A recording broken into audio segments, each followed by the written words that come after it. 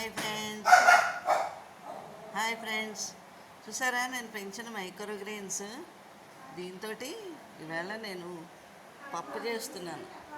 చూసారా, ఇది పెసలతో తయారు చేసిన మైక్రో గ్రెయిన్స్ అనమాట.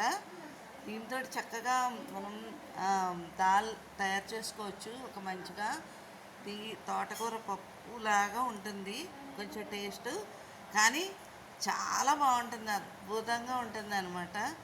తింటే మళ్ళీ మళ్ళీ తినాలనిపిస్తుంది. అందులో మన ఇంట్లో ఎటువంటివి వేయలేదు, ఓన్లీ వాటర్లోనే పెరిగాయి కాబట్టి టేస్ట్గా అయితే మాత్రం అస్సలు మాత్రం తగ్గదనమాట. పిల్లలు కానీ పెద్దవాళ్ళు కానీ చాలా ఇష్టంగా తింటారు.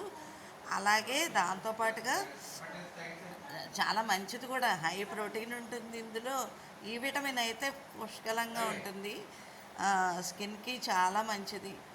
సో ఈరోజు నేను చేసే మైక్రోగ్రీన్ దాల్ ఏమీ లేదండి. మనం తోటకూర పప్పు, పాలక పప్పు ఎలా చేసుకుంటామో ఇది కూడా అంతే. కానీ పప్పు బాగా ఉడికిన తర్వాత ఇది అందులో వేసేసుకోవడమే, ముక్కలు కోసేసి అంతేనండి. ఇంతకన్నా మనం కింద వరకు కూడా, కింద చూసారా ఇంతవరకు కూడా మనం కట్ చేసుకుని వేసుకోవచ్చు.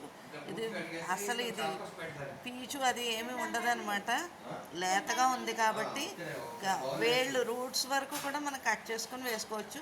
ఒక్క రూట్స్ మాత్రం వదిలేస్తాను. ఓకేనా?